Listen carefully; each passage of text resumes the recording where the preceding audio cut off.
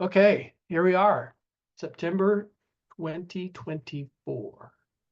And I'm going to pull up our little presentation here today because, interestingly, 5 years and counting. Our first meeting was 5 years ago. I was just going to say, our first meeting was September 2019. Yep. Crazy. And we didn't start actually recording until a year later, I think, or something like that. I can't remember exactly how that started.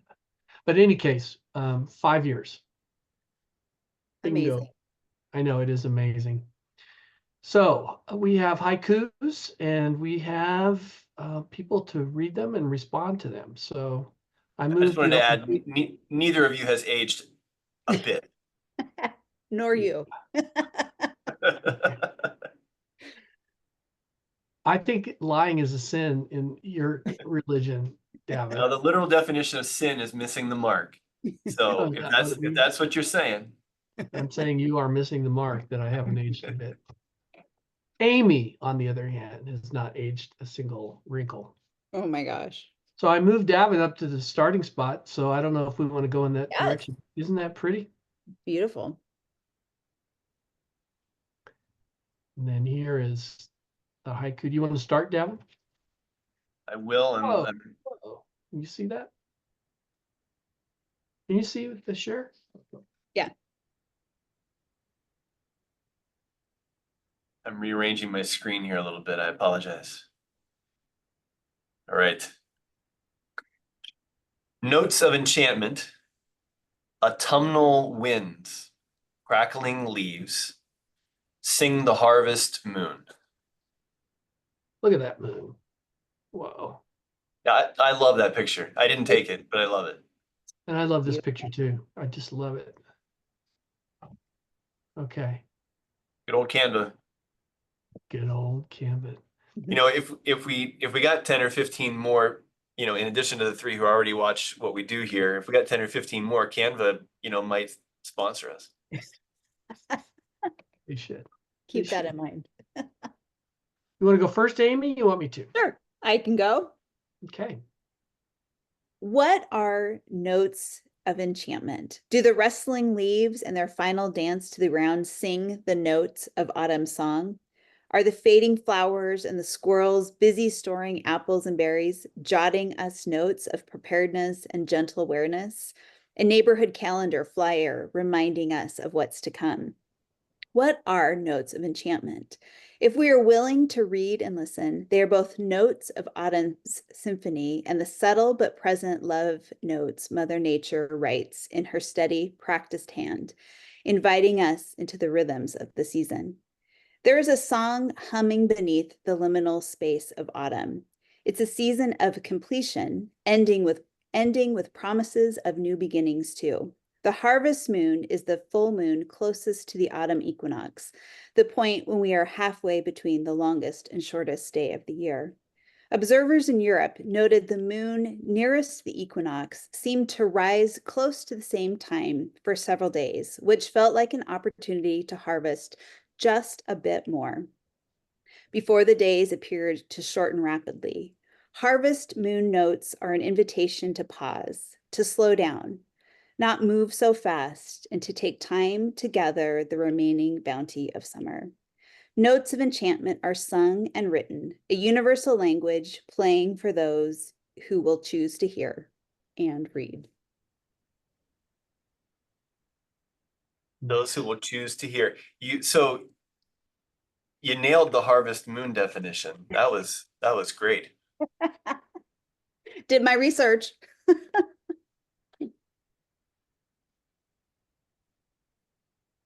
Okay. Here I go.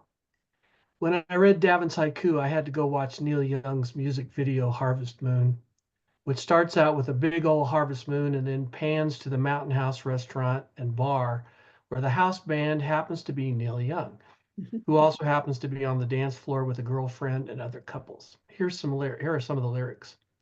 Come a little bit closer, hear what I have to say. I can't imitate him.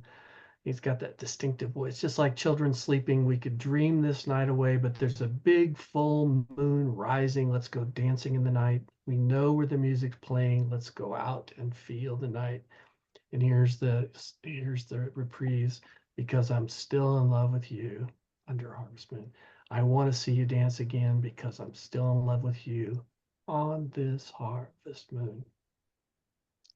And under that, there were some very moving comments, like my wife died from a brain tumor a week ago at the age of 45. Um, Said to me, I'm not afraid to die, but I'm very sad because I will not be able to dance again. I lift her and we dance with this song. Now she's up there. I wanted to share this with you. Another one, uh, who's watching this harvest moon with me tonight? It's my favorite of them all. Autumn's right around the corner. May peace and love surround us all. This is our song, my hubby and me. He now has the best view. My beautiful daughter sung this to my grandmother, who was passing at 97 years old, forever in my heart, and proud of my daughter for her strength. So that when I looked all that up, it was very moving. There's something magical about the moon, and especially the harvest moon, which is the full moon that occurs closest to the autumnal equinox, September 22nd this year. I did my research as well. According to the Farmer's Almanac, for several evenings, the moonrise comes soon after sunset. This results in an abundance of bright moonlight early in the evening, which was a traditional aid to farmers and crews harvesting their summer grown crops. Hence, it's called the harvest moon. This is magical for me because it reminds me of my grandparents' farm and hay rides with a bunch of 4-H farmer kids. The smell of autumn hay, the chill of night, snuggling deeper into what would later be a winter breakfast for cattle. Perhaps a brave boy and girl making a little hay, discreetly holding hands or an arm around a shoulder, just over the corner, a little bit away from the rest of us. It was, after all, the early 1960s, and we were all still innocents, even into our teens. The tractor pulling us in a wagon of hay on dirt roads, leading through fields which had been plucked clean, wishing on a star, maybe 1,000 or 1,000,000 stars. Maybe wishing we could hold hands with the boy or girl sitting so close, maybe thinking we were in love with that special someone. Maybe someday we'd even find ourselves dancing together at a barn dance in the farming community. And we might remember our first kiss under a glorious harvest moon and smile because I'm still in love with you. I want to see you dance again because I'm still in love with you on this harvest moon. Mm. Was any of that biographical? Just the last two paragraphs, maybe part of it, some of it, That except I didn't get a first kiss. was great. Wow. You guys, I can't keep up here.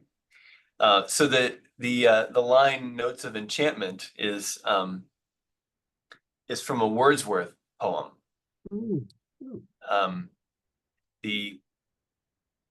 was just looking at it yesterday, so the Reverie of Poor Susan is where it came from, and the poem is about, as Wordsworth, almost everything with Wordsworth is about nature somehow, which is why Wordsworth works so well with haiku. But it's about a young woman who's living in London and hears a bird sing, and it reminds her of everything that she lost not living in the country anymore. Mm-hmm. So, all right, now for my high bun here. Last week, we had 3 lunar celestial events all at once, something that won't happen again until 2033. Speaking of research, the supermoon, the blood moon, and the harvest moon occurred simultaneously. Mm-hmm. The upshot of these events is that the autumnal equinox full moon, which as we know is closest to the earth and appears larger than usual, and the relationship between the moon and the sun casts kind of a red hue on the moon, so the blood moon. Historically, the harvest moon shines bright into the night, providing enough light for the work of the harvest to continue into the wee hours. So this is now triangulated among the 3 of us, so it must be true. But it's so much more than that. The change of seasons brings crisp, dry air, stronger prevailing winds, and the dry leaves blown from the trees by those winds.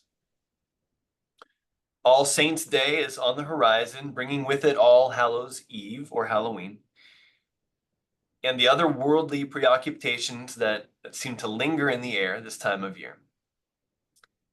The days grow shorter, the nights longer and seemingly darker. It's acoustically different as well, as sound seems to carry stronger through the air, but is always at odds with the rustling wind, rustling through the branches and leaves. Some might call it spooky, but I prefer enchanting. Mm, I like that. I do too. That was a great haiku and great pictures and great high bun. Yeah, really fun.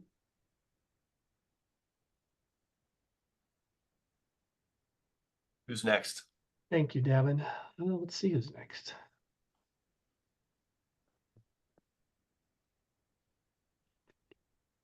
Well, I have Amy lined up. Do you all want to go with Amy? I think we should. Yeah. That's fine. Sometimes I wonder what secrets the wind whispers. Listen, all is well. And look at that. We've got dandelions. Is that dandelions? I think so, yeah. If you go up by the, you've been there, by the learning foothills, Oh, yeah. there's that big statue of, Yeah, that's right. uh, Dandelion, yeah. like that. Okay, Davin, you want to go or you want me to go? Why don't you go ahead and go? Okay. As I write this morning, Hurricane Helene has not been whispering, but has been screaming through the southeastern part of our country. Now a Category 1 hurricane, it was a Category 4 when it landed on our shores with winds topping out at 140 miles an hour and is leaving destruction behind her. Human-caused climate change will cause there to be more Category 4 and 5 hurricanes in the future, and though the total number of storms may or may not decrease, the intensity will certainly increase. The impact of human-caused climate change, with rising sea levels and increasing rainfall, is that lands and people and infrastructure are going to be soaked and at risk. The notion that humans might cause climate change began at whisper level decades ago, but too many people weren't paying attention. Hmm. As more and more scientific verification has drawn almost total scientific consensus that we people are the culprits, and as the disastrous effects are multiplying, the whispers have turned into shouts and even screams. Still, some people aren't listening or choose not to for near-term political or economic reasons. They have stuck in soundproof earplugs, not able to sacrifice today to ensure a more viable future for their heirs. Although Julian of Norwich wrote, and I'm sure all three of us will have this quote, wrote, "All shall be well, and all shall be well, and all manner of things shall be well." I think the wind might be whispering, with wisps of air blowing across our bodies. Though all is well today, don't put off until tomorrow what you can do today. The wind, paraphrasing Benjamin Franklin. Sadly, that's a little wind whisper secret too many people are not into. Sending prayers to those who are suffering from Hurricane Helene this morning. Mhm. I love the direction you took that. Yeah, Thank you. yeah. Nobody's listening. All right, thank you, Michael. So my high bun for yours, Amy, would make a little more sense if we had done Michael's first, but I think it'll still connect. Is the wind a thin place? Mhm. Can we think of the wind as a place where heaven and earth brush against each other? In movies, the wind often carries or represents spirits or messages connecting otherwise unwitting mortals to the otherworldly, the godly, or the transcendent. Standing outside on a crisp October evening, you can often experience an eerie wind, one that seems to bring with it something foreboding and powerful. For those spending a lot of time outdoors, the wind can be a decipherable code for the weather forecast. If the wind blows and feels a certain way, then you just know that rain is not far away. A change in the barometric pressure changes the nature of the wind. And if you listen just right, you know what the future holds. Mm. Apropos to Amy's haiku, Bob Dylan tells us that the answers are blowing in the wind. Clearly, the wind has a lot to say. The wind carries a lot of meaning. The operative term here is listen. How do we attend to the wind? How do we listen for the thinness of a place? Once we encounter a thin place, how do we know what it's saying? To interpret the messages, you have to be ready to listen. You have to have ears to hear. Listening is, however, a vestigial skill. The world we inhabit is not listener friendly. And I certainly agree with Amy. We are much more assured that all is well when we listen closely to the wind or anything else that seems to be communicating with us. Mm. Well, thank you.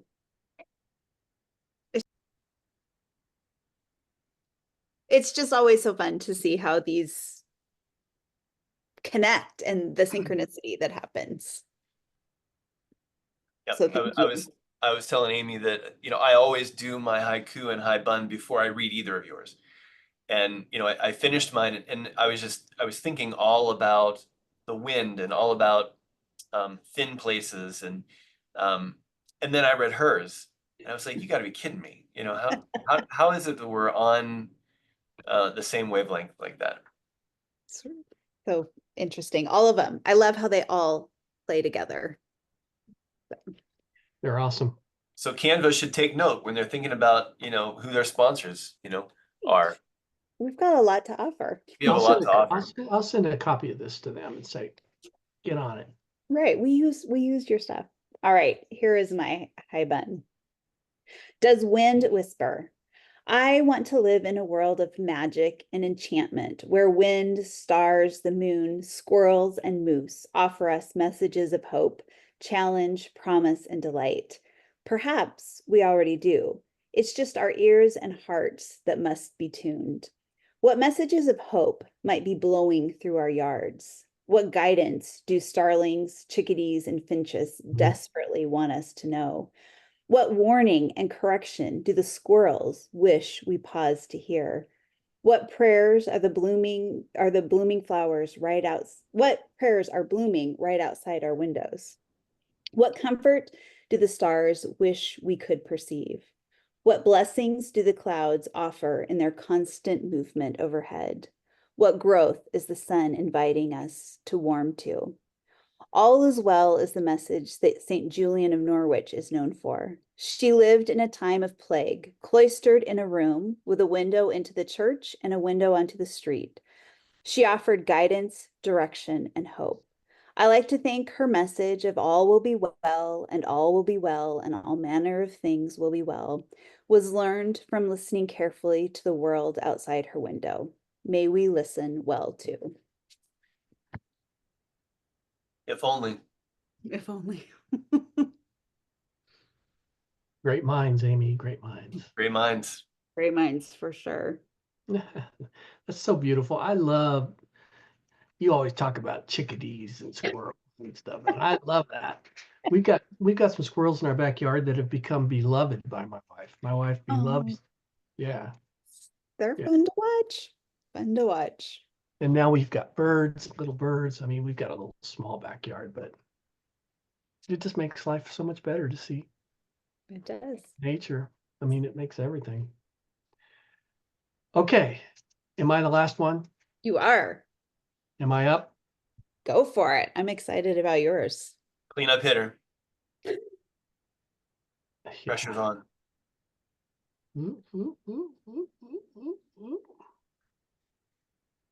That could be Idaho. I thought that too. Thought it could be the Palouse, huh? Yeah, Yeah. exactly. On the Meseta, nothing between us and God. Camino prayer. And this was taken in Spain, even though I guess I could have saved a lot of money and just gone up to the Palouse instead of going to Spain. How long did it take you to walk that section there? Well, that section was 16 miles that day. And so we're not done with that section, actually. We've got another 50 miles on the other side, I think, next year. So Wow. it's a long, I don't know how long the section is, 160 miles total, something like that. So that's Shane, my son, right up there. Ah, Oh, wow. He has a little travel bunny that you can see maybe right sticking out of his backpack. And there, this picture is the place we stayed the last day. And buen camino, fellow traveler, buen camino.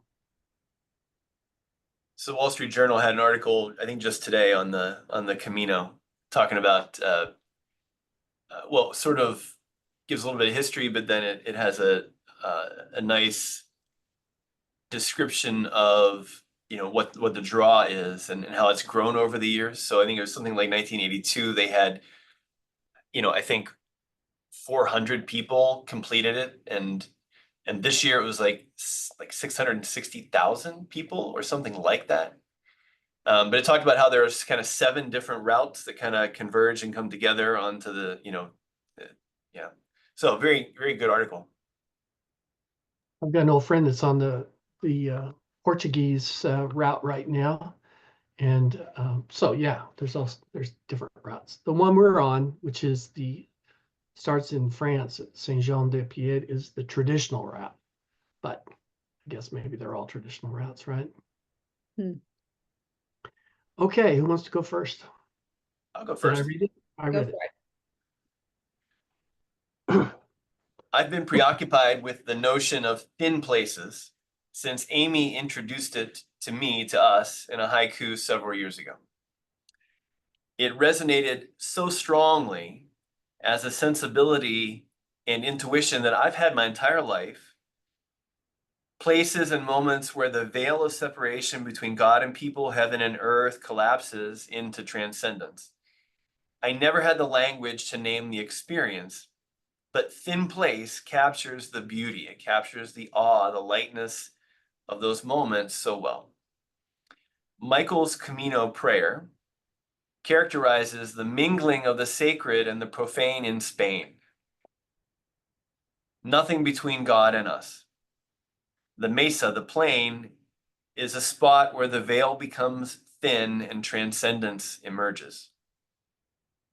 What does transcendence mean? It's likely different for each person. Probably different for each location, each moment. Every thin place likely has a different kind of transcendence. Perhaps it's the recognition of seeing things a new way, abandoning what no longer seems right or relevant in light of what has just been experienced. It's hard to say, really. But that's the way of the pilgrim. That's the way of the traveler. The search for thin places.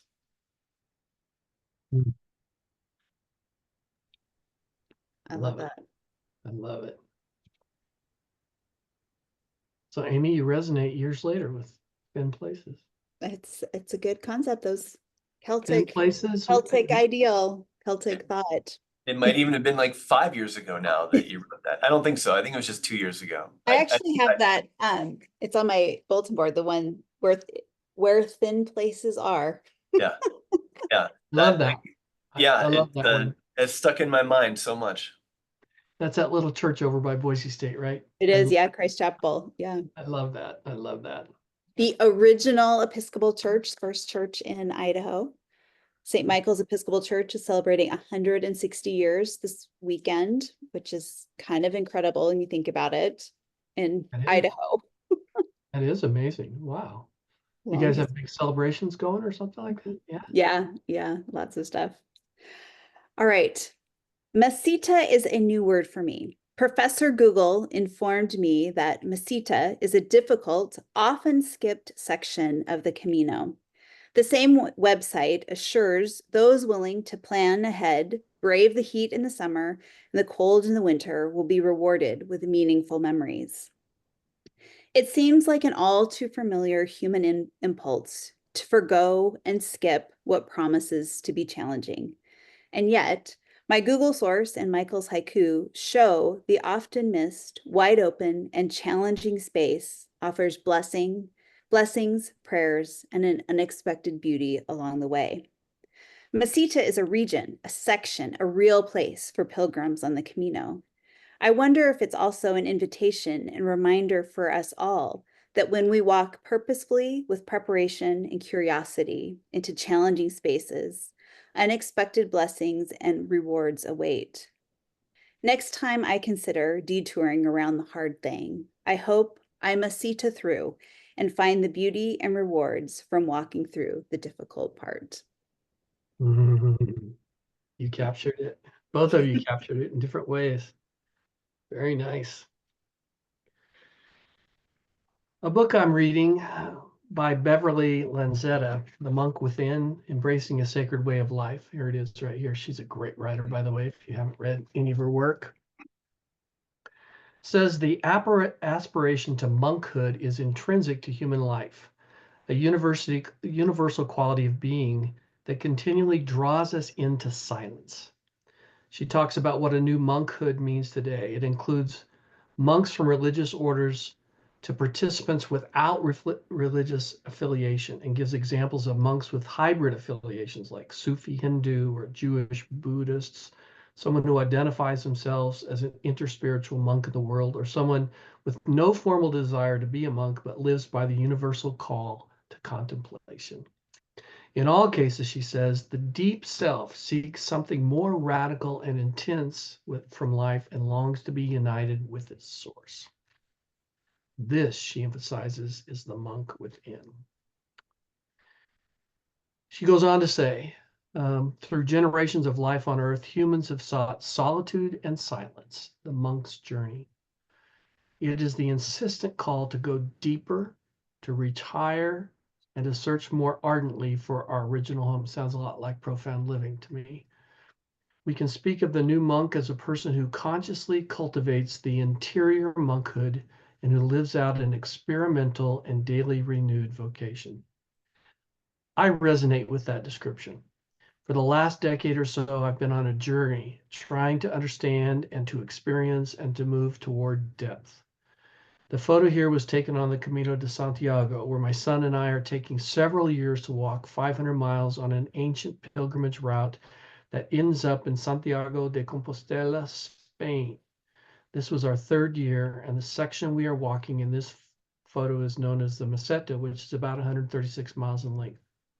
Some walkers, or pilgrims as they're called, skip this part of the walk because it's very flat, as Amy was talking about, with no cover, and can be very hot depending upon the time of the year. But for me, walking the Meseta, after Shane and I've had lots of conversations and now we have silence, is a time when there's nothing, not words in our heads or anything else between us and God. It's the via negativa. It's kenosis. It's direct relationship with God, which some have called mystic experience. Wow, You're a good cleanup hitter, Michael. that was great. Beautiful, profound, profound. Davin and I have been working on profound learning for the last 4 years, 5 years. 2017.